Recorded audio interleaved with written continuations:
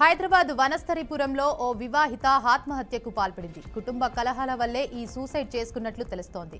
మృతురాలు నవ్య భర్త సురేష్ ప్రేమించి పెళ్లి చేసుకున్నట్లు కుటుంబ సభ్యులు తెలిపారు. చిన్న చిన్న విషయాలకు తరచూ గొడవ పడే వారని చెప్పారు. దీంతో మనస్తాపానికి గురైన గృహిణి ఎవరూ లేని సమయంలో వెంటిలేటర్కి ఉరివేసుకుని ఆత్మహత్య చేసుకుంది. సమాచారం అందుకున్న పోలీసులు ఘటనా స్థలానికి చేరుకుని కేసు నమోదు చేసి దర్యాప్తు చేస్తున్నారు. తెలంగాణ రాష్ట్ర ప్రభుత్వం కీలక నిర్ణయం తీసుకుంది. ఇకపై నెలకు 2 సార్లు కేబినెట్ సమావేశాలు నిర్వహించాలని నిర్ణయం తీసుకుంది. 15 రోజులకోసారి భేటీ ఏర్పాటు చేయాలని సీఎం రేవంత్ రెడ్డి ఆదేశించారు. విధాన నిర్ణయాల్లో జాప్యాన్ని వివరించేందుకు ఈ మేరకు చర్యలు తీసుకున్నారు. ప్రతి నెల మొదటి 3వ శనివారం కేబినెట్ భేటీ జరగనుంది. హైదరాబాద్లోని బేగంపేట ప్యాట్నీ పరిధిలోని నాలా పరివాహక ప్రాంతంలో ఆక్రమణల తొలగింపునకు హైడ్రా అధికారులు చేపట్టారు. కంటోన్మెంట్ యంత్రాంగంలోని కలిసిన నాలాపై నిర్మించిన అక్రమ కట్టడాలను కూల్చివేశారు. Hydraa commissioner Ranganath, cantonment CEO Madhukar Nayak ఈ నాలాను పరిశీలించారు. ఈ క్రమంలో కూల్చివేతలకు వారు ఆదేశించడంతో సిబ్బంది చర్యలు చేపట్టారు.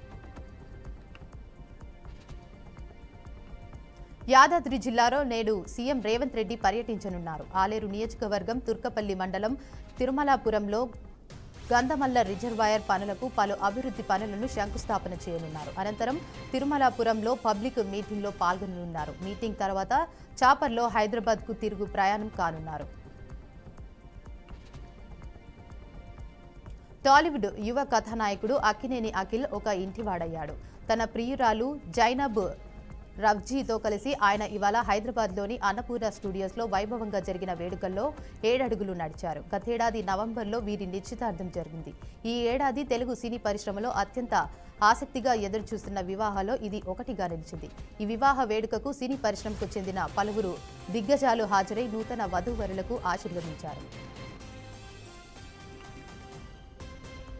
ప్రకాశం జిల్లా కోమరోలులో ఈ నెల 23న జరిగిన రోడ్డు ప్రమాదంలో 6గురు అక్కడికక్కడే మృతి చెందారు. సుప్రీంకోర్టు కమిటాన్ రోడ్డు సేఫ్టీ వారు ప్రమాదంపై తీవ్ర స్థాయిలో ఆగ్రహం వ్యక్తం చేశారు. కేసును సమోటుగా తీసుకుని 30వ తేదీలోగా సమగ్ర విచారణ చేయాలని జిల్లా రోడ్డు భద్రతా అధికారులు ఆదేశించారు. ఈ ఘటనపై అధికారులు ఆ ప్రాంతాన్ని పరిశీలించి సమగ్ర నివేదిక ఇవ్వాలని తెలిపారు. విజయనగరం జిల్లా చింతపల్లి బీచ్లో యోగాంధ్ర కార్యక్రమాన్ని ఘనంగా నిర్వహించారు. రాష్ట్ర ప్రభుత్వ ఆధ్వర్యంలో నిర్వహించిన ఈ కార్యక్రమంలో వేలాది మంది పాల్గొని యోగా శాసనాలు వేశారు. జిల్లా కలెక్టర్ డాక్టర్ బిఆర్ అంబేద్కర్, ఉన్నతాధికారులు పాల్గొన్నారు. నిత్య జీవితంలో యోగా భాగం కావాలని జిల్లా కలెక్టర్ పిలుపునిచ్చారు. యోగాంధ్రలో అందరూ భాగస్వాములు కావాలని కోరారు. అన్నమయ్య జిల్లా తంబలపల్లె ఎమ్మెల్యే పెద్దిరెడ్డి ద్వారకానాథ్ రెడ్డిపై తాజాగా పోలీసులు కేసు నమోదు చేశారు. వైసీపీ అధిష్టానం పిలుపు మేరకు వెన్నుపోటు దినం పేరిట పార్టీ శ్రేణులతో కలిసి మొలకల చెరువులో భారీ ఎత్తున నిరసన కార్యక్రమం చేపట్టారు. 300 మందితో ర్యాలీ నిర్వహించేందుకు మొలకల చెరువు పోలీసులు అనుమతి ఇచ్చారు. నిబంధనలకు ఉల్లంఘించడంతో పాటు సామాన్య ప్రజలకు ఇబ్బంది కలిగించారని కేసులు పెట్టారు. ఆంధ్రప్రదేశ్లోని కూటమి ప్రభుత్వం రైతు సమస్యలపై ఫోకస్ పెంచింది. తాజాగా పొగాకు, మామిడి, కోకో కొనుగోళ్లకు సంబంధించి కీలక నిర్ణయం తీసుకుంది. దీనికి సంబంధించి ముఖ్యమైన ఆదేశాలను సీఎం జారీ చేశారు. పొగాకు రైతుల సమస్యలకు చెక్ పెట్టేందుకు మార్కెఫెడ్ నుంచి కొనుగోలు చేయడానికి ఏపీ ప్రభుత్వం నిర్ణయం తీసుకుంది. రాష్ట్రంలో ఎస్సీవీ రకాన్ని ఎన్ని ఎకరాల్లో సాగు చేయాలనేది టొబాకో బోర్డు నిర్ణయించాలన్నారు. అన్నమయ్య జిల్లాలో భారీ అగ్ని ప్రమాదం చోటు చేసుకుంది. రాజంపేట పట్టణంలోని ఎస్ఆర్ కళ్యాణ మండపం సమీపంలో టింబర్ డిపోలో ఒక్కసారిగా మంటలు చెలరేగాయి. టింబర్ డిపోలోని టేకు కొయ్యలు, వేప కొయ్యలు అగ్నికి ఆహుతయ్యాయి. లక్షల్లో ఆస్తి నష్టం జరిగిందని యాజమాని హరికృష్ణ ఆవేదన వ్యక్తం చేశారు. సంఘటనా స్థలానికి చేరుకున్న అగ్నిమాపక సిబ్బంది మంటలను అదుపు చేశారు.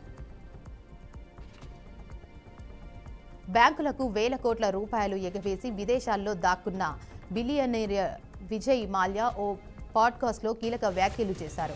మనీ లాండరింగ్ కేసులో అరెస్ట్ అయ్యే పరిస్థితులు ఉన్నాయి కాబట్టే తాను భారత్ను వీడానని తెలిపారు. దొంగతనం చేయలేదని, అసలు దొంగతనం ఎక్కడ జరిగిందని ప్రశ్నించారు. తాను భారత్ నుంచి పారిపోయానని, కానీ దొంగను కానని అన్నారు.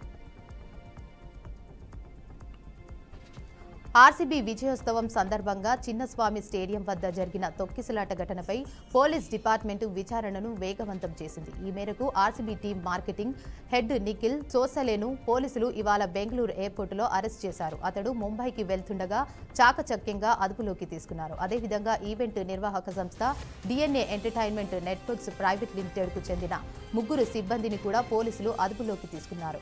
ఈ ఈవెంట్కు కూడా డిఎన్ఏ సంస్థతో కలిసి ఆయనే ఏర్పాటు చేసినట్లుగా ప్రాథమిక విచారణలో వెల్లడైంది.